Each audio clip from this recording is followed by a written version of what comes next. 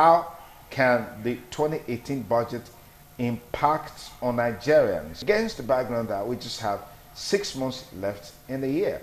In fact, in some climes, by the 11th month or the 10th month, they are winding up their activities for the year. So technically speaking, we probably will have maybe about 4 months or 5 months left before the year comes to a close. With this culture of having budget being delayed from one year to another, what effect does it have on the economy? All right, and then again, with the background that Nigeria's election activities will be in 2018, how is government supposed to synchronize all of these activities to ensure that the people have value for their votes? Yeah, I have with me in the studio a chartered accountant, public affairs commentator, Sir Femi Ajijala. Many thanks for joining us. Good.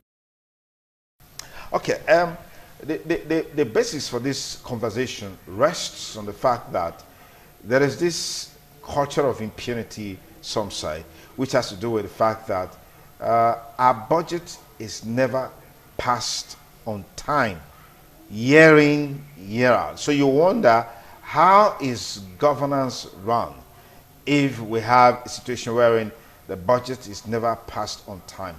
What, in your opinion, accounts for this seeming culture of impunity in our budgeting procedure? First and foremost, what does a budget mean? It is a projection into the future as to the kind of income and the size of income you are expecting and what you intend to spend those money on. So, it is an intended plan, what you intend to achieve.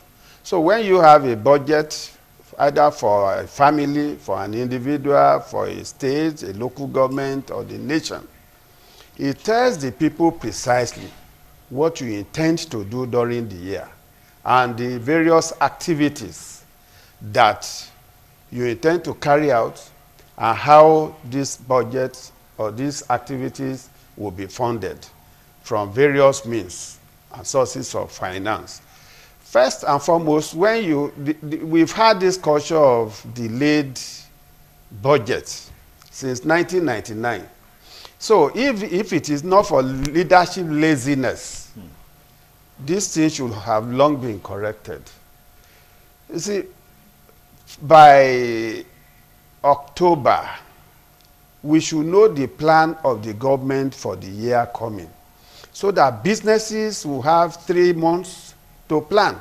So by October, the budget for the coming year should have been passed by the National Assembly. So when we are looking at it, the president should have presented that budget around July, August, so that the National Assembly has a whole lot of time to look at it, so that by October, that budget has been passed. Copies are now available to both local and international community. They can now have enough time to respond to the needs of what the government intends to achieve. The government action is not in isolation of the entire economy. The business community looks at it. International community looks at the budget. They look at how they will come in. If they don't know how they will come in, there's no way they can inject funds into your economy. So until the leadership gets serious and stop being lazy, then we will continue to have this kind of thing. So you put it squarely at the... Yeah, it's leadership failure. That you cannot have your budget ahead of time. Because it's a plan. So if you cannot have your plan ahead, okay, are you now saying we are planning January 2018? Are we planning February 2018? Are we planning March 2018? All those months are gone. And there's no government department you go to. They say the budget is not out. The budget is not out. Why is the budget not out? It's poor planning. And in any case, do we even have a culture of belief in such budgets? Even those preparing the budget don't believe in it. They just want to see it more as rituals. So it's just an academic exercise, that's what you're saying? Somehow. It's a legal document that tells us this is how we will generate funds this year, and this is how we will spend it. So if what you are going to spend money on in January, yes, in 2018, is being approved in June 2018, will you have done the best you should have done? That's what you spend in January 2019. 2019? No. 2018. No. Okay. The budget being prepared, approved now, and signed by the president. Yes, it's for 2018. It's for 2018. Yes. Are you going to bring back January to May? And this is part of what we are approving money for. Okay. Salaries will definitely be paid. Mm-hmm. What about the jobs those civil servants are supposed to have carried out? Were they carried out? If you are supposed to put a building somewhere and it has not been approved, now the rain has come. How do you do that? So the failure of leadership to ensure that the budget is ready on time in such a way that people, stakeholders, can look at it and know how they key into it and know how to react or act is a major problem about budgeting process in Nigeria, especially by the federal government. There's a reasoning that part of the problem is that there's some politicization of this budgeting process, because every now and then you have this constant friction between the executive and the legislature, and then of course you hear the issue of padding of the budget, you hear the issue of constituency project. This back and forth seems to be a major issue. What do you make of that? You see, where two people must agree. The Bible, for instance, is clear. Can two work together unless they agree? The presidency must understand the role of the National Assembly. The National Assembly represents all Nigerians. They are the lawmakers. The senator from my constituency is representing me. He knows my needs. You see, we must understand that there has to be cooperation. It is not just that executive is preparing budget and whatever they say is final. No. The executive may say, we want to do this, we want to do that. And the people might feel differently. And the people, they are represented by the National Assembly. So we need to understand it from that perspective. Nobody has it all alone. The president cannot sit in Abuja and know my need in Igobazua, or know my need in Ewotubu, Benin City. But the member, House of Rep, will know the need of his constituency much more than the executive. So he must also still be able to make input into the budget that will favor the people he is representing. That is what effective representation means. Benefits must come from his representation to his people. So if the executive arm of government did not look at his constituency, then he will be seen as a failure. Then he has to do something about it. He didn't go there to come and look at, he didn't go to Abuja to come and look at Zuma Rock or Aso Rock. He went there to represent his people. So if the president did not reflect anything that will favor his constituency, he has to talk. He has to find a way of ensuring that his constituency is also taken care of. But you see, the executive and the legislative arm of government need to interact more, even in the budgeting process, so that people, I mean, there's nothing wrong if the executive says, okay, the legislative arm, let's have what you intend, what you need from your various constituencies the next 5 years. And we begin to put it into the budget each year. There won't be crisis. Early passage will be there because there's that cooperation, there's that understanding. But if you just say, we are going to put bridge in so-so place, and the people don't see it as priority, they see water as priority, they will want that water instead of the bridge. And of course, there's not, I mean, the government can budget to put dual carriageway in a road that leads to burial ground. Is that the priority of the people? That doesn't add value to the lives of the people. So the people must be involved in the budgeting process. Okay. It is not compulsory for the National Assembly to approve exactly what the executive arm is bringing forward. So you're saying this accusation of padding by the National Assembly coming from the executive is unfounded or is baseless? When you say budget padding, you are talking about duplication. If the executive feels they want to spend 100,000, for instance, on a project, and the National Assembly, who represent the people, feels 100,000 cannot do the job, they can increase it. They have that power, and they have exercised that power.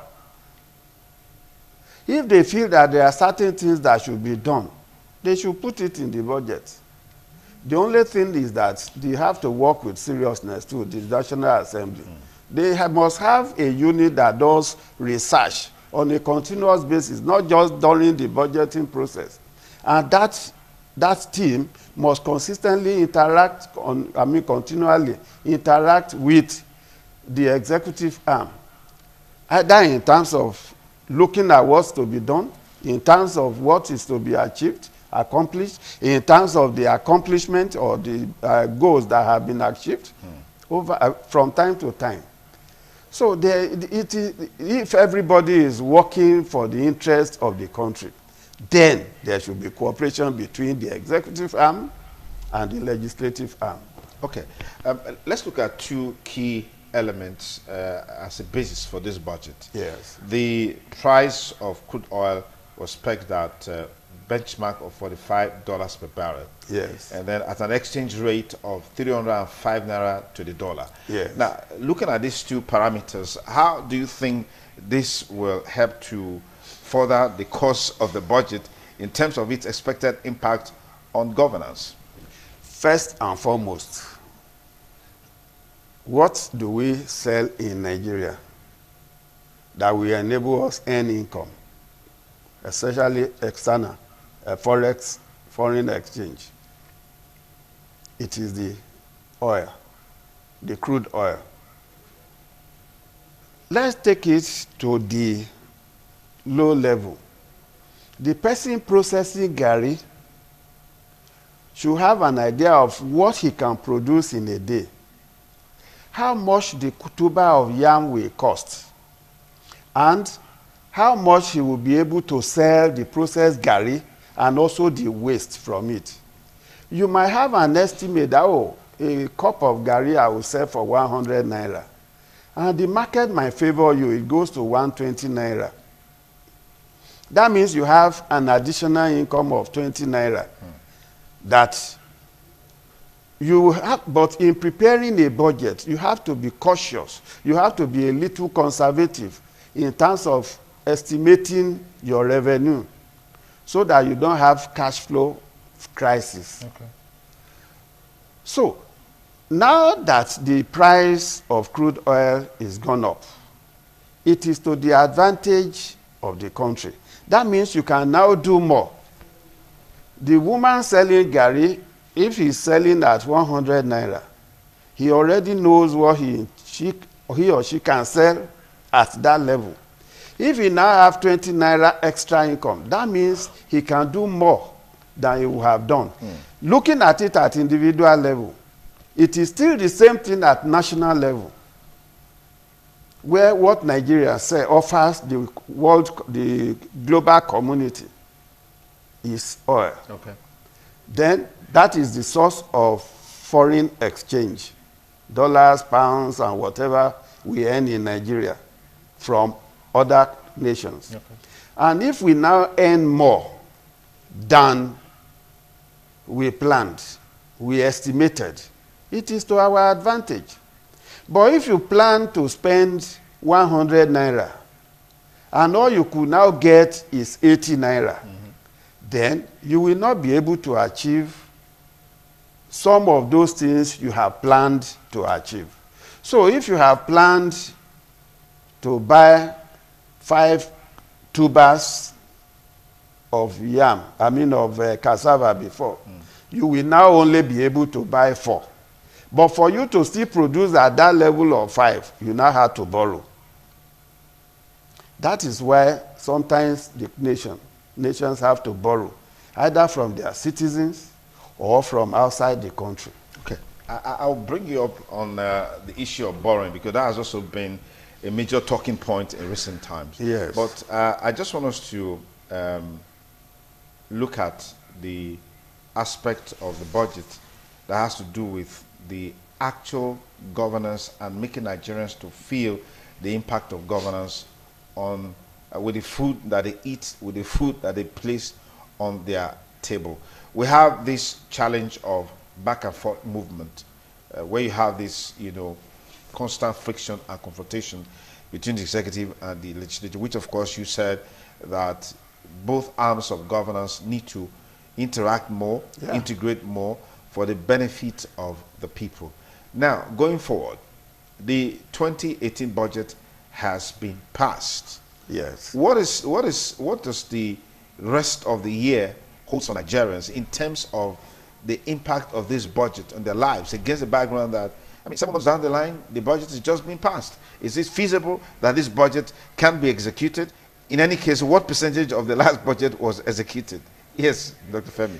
You see, the situation is this. The job that should have been done from January to May, can we still do it? The answer is straight. It's not possible. Within this fiscal year, we cannot achieve. Well, the revenue expected will have been generated is being maybe saved, but the work that should have been done, the buildings that should have been constructed, the roads that should have been constructed that will have lead to earnings by contractors, which the contractors will have used to pay salaries. The salaries which the salary earners will have used to buy gari, buy yam, which will have gone to the pockets of the farmers, has not gone to the pockets of the farmers. So it's a cycle. If I am supposed to get 100 naira from you, and it's delayed by 6 months, then by the time I get that 100 naira, I will not, if I am to recycle it once a month, that means I can now only recycle it 6 months only. So there is no way the budget for 2018 can be achieved, especially in the areas where it will impact on the citizens. Is this exercise an exercise in futility, this budget that just been passed, the 2018 budget? Not quite. It is not an exercise in futility, but it tells us what we should have achieved during the year. So at least we have a benchmark against which to compare the performance of the government. So it is still not exercise in futility. We can now look at the next 6 months and see how we can fast track some of these things. The major area where which should have impacted is the capital projects that normally impact more on the economy. The roads, the bridges, and things like that. Okay. It will still, in the month of July, they will be circulating the budgets to the various ministries, departments, and agencies. Then on the basis of what is now approved for them, they now sit down to say, what do we execute? And that's what they should have done in November, December last year. Okay. See, until we get to a level where the budget for the country, the states, and the local government is ready. In fact, it should be a habit to sign it on October 1. So that by the time the budget, what we intend to achieve in the coming year is ready in October 1, duly signed into law. Then all other stakeholders will now have a document to be looking at with which to plan. Oh, this is what the government intends to achieve next year. How can I get involved? How can my company assist? What do I need to do? The people now have 3 months to also make their own plan. Okay. That will enable them make contribution towards what the government intends to achieve. So, as at now, most organizations that do business with government will just be sitting down in July looking at that document. Does that mean that the private sector suffers more when you have this kind of distortion in the passage of the budget? The private sector suffers a lot, not just a small one. It suffers a lot. Okay, between January and June, for instance, as a chartered accountant, I want to look at, is the government going to change, is there going to be a new legislation about tax rates? If the National Assembly passes it now, then the tax rate will be retroactive to January. Has the companies, the various companies, planned towards that? Suppose they increase it, the tax rate. That means we have to find additional funds to do it. Okay. And that's a problem. So the level, the quality of planning by government impacts on the economy, the totality of the economy. Okay, let's quickly look at a component of this discussion, which is something you mentioned earlier, and I said I was going to bring you back to it. Yes. Which has to do with the issue of borrowing. You said once the budget is passed, I mean, it behoves on government to look at the sources of funding where there is a deficit. We look for a way to, meet up with that deficit. There's been some consistency in borrowing in recent times. Is that really necessary against the background that, unlike what we saw 2015, later part of 2015, coming down, there was a steady increase in the price of oil. So you see that there's a difference between the benchmark for the crude oil price and what, the benchmark for crude oil price used to prepare the budget, and then, of course, the excess. So was there any basis for this borrowing that we have seen in the last couple of years? I will also again take it to a level of understanding of a common man. Okay. If you want to lay the foundation for you want to build a house, and you want to do the foundation, you require 1 million, for instance, to do it.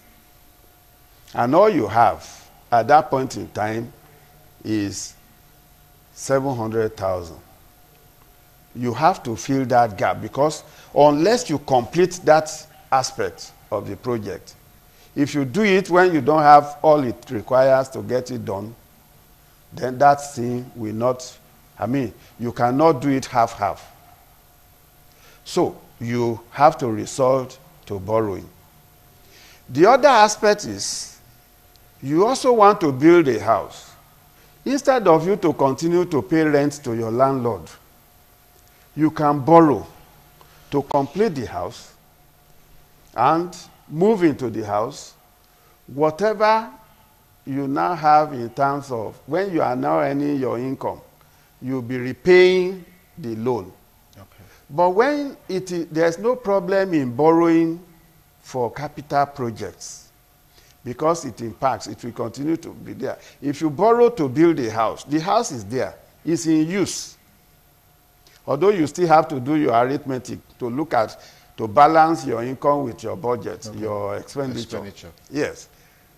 But when you borrow to eat, you borrow to buy fuel into your car, you borrow to repair your car, these are expenses. You borrow to pay salaries. These are expenses that will be recurring. And those are not kind of things that you should borrow money to do. So when government is borrowing, and they are borrowing for infrastructure, infrastructure impacts on the economy. If the roads are good, we spend less on spare parts. We don't even produce the spare parts anyway. So it impacts on whatever we want to also import in terms of spare parts. It goes down. Then that means it doesn't mean that it will affect what we will earn as foreign exchange. that price is fixed. I mean, it's dictated by the global environment. Yeah. So, but if you are borrowing to eat, to feed, it's a major problem. Now let us look at what has the government been borrowing to do. Most of it are not even open to the citizens. So that is why, I mean, most of the borrowings by government is not tied to specific projects that we can say, okay, this project will help us. They will say we are borrowing for infrastructure, we are borrowing for this, we are borrowing for that. But we are borrowing, so even when they borrow, it's like the whole money is pooled and is now disbursed, and it's a major problem. There's a need for us to be careful in terms of borrowing also in Nigeria. Because when you borrow, he who goes a borrowing, go a sorrowing. It is to be repaid in the future. Yeah. That means you are eating your tomorrow today. Except what you are borrowing will now be able to generate enough revenue or save costs. It is a two-way affair. It's either what you are borrowing now will enable you generate, maybe you are borrowing to set up a refinery, that instead of selling crude, you will now be able to export refined products and earn more because of value addition. Okay. Then it makes sense. But if it is to borrow to eat today, you are eating your future. Okay, just before we call it a wrap on this discussion on the 2018 budget, I saw that recurrent expenditure is over 3 trillion naira. Yes. And then capital expenditure over 2 trillion naira. Yes. This seems to have been a pattern with our budgeting where recurrent is usually more than the capital project expenditure. So what does this also portend for our development, in line with some of the things that you said earlier? You see, if I will also break it down to the level of common man, if it takes you, in terms of the spending by government on recurrent expenditure, salaries, travels, hotels, telephone. Now you have a plot of land to clear. You want to build a house. And the salary of those to build a house or to manage it is virtually 80% of the revenue you generate. It's a very big problem. What Nigerian is saying is that when you talk about recurrent expenditure, what you are saying in essence is, for us to put roads, to provide hospital, to provide telecom and all these services, this is how much we are going to spend. The total amount we have is, let's say, 1 million naira. And for us to provide services worth 200,000, we are going to spend 800,000. That is the scenario that we have. The benefit is 200,000, but the amount we have to spend is 800,000. Okay. That is a major problem. It's normally a reversal. I'm not talking in terms of the money paid to contractors. That is the job to be done. But those going to do the job, in terms of planning, execution, in terms of planning and monitoring, and overseeing, oversight. If the supervisor's money, salary, income is higher than the benefits, the work is to be done. Okay, a researcher's salary in a year or per month is 500,000. He is giving 50,000 naira to do research. Does it make sense? It doesn't. It doesn't.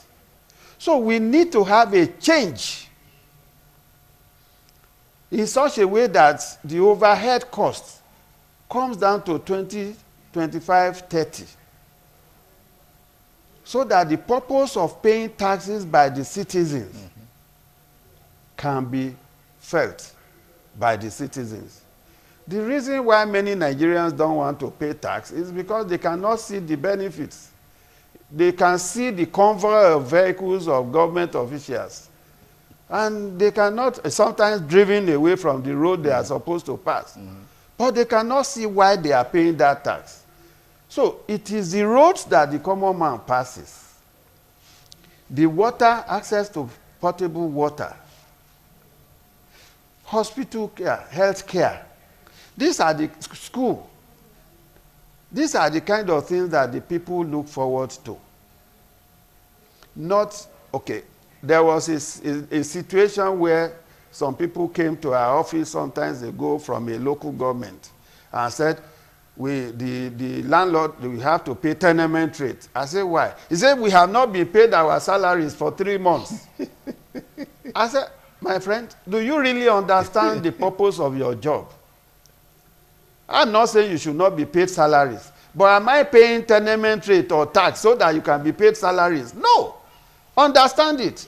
I am paying tax so that I can have access to the common benefits that I cannot provide for myself alone. The road from between my office and my house, or to my clients' offices. If in the process you are paid, I have no problem with it. But so that you will be paid salary, I now have to pay tax. You can as well not be employed. So even the people in government has to understand this, that governance is not paying tax is not for the purpose of paying salaries of civil servants. It is for the benefits to the people. But isn't that a component of it? Isn't that a component of it? The salary should also be paid.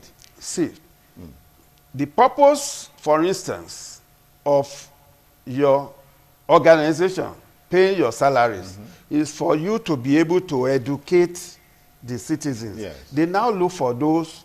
So those who are going to advertise in your radio and television station are not advertising so that you will be paid salaries. They are not. That's none of their business. It's not their business. It's not. But when you now say, Oga, come and advertise so that I can be paid salaries, that means you are not looking at the interest of that man. You have lost but you have lost the purpose. Yeah. You have failed to now be able to attract people. Okay. If the program you keep churning out is not, no matter how good your equipment are, they are not attractive enough, people won't place adverts. Absolutely. So that's why it is now the responsibility of management to ensure that the quality of personnel they employ are able to deliver, so that they can attract patronage from people who will want to promote their business. So until those in government, at all levels, not even at the top level, because the top level rarely interact with the people. It is the officials at the grassroots level. At the grassroots level that says, I have not been paid my salaries for 3 months. Come and pay salary. He needs to be educated that the citizens are not paying salaries so that they can, are not paying tax so that they can be paid salaries. No. In the process of you providing water, roads, cleaning the roads, providing education, providing health care, the citizens understand that you will be paid your salaries. But that is not the purpose why they are paying salaries. Of course, you can as well stay in your house and not come to work because they are not getting what they should get. All right, thank you very much. Thank you so much, Sir Femi Ajijala is the chartered accountant, former chairman, Benin Chamber of Commerce. ICAN. Former chartered Institute of Chartered Accountants of Nigeria. Thank you. Yes. Thank you so much for that correction. We always have you here because anytime we want to go deep as relates to budgeting and all of that, we always have you here. Thank you so much for always obliging us. Thank you very much.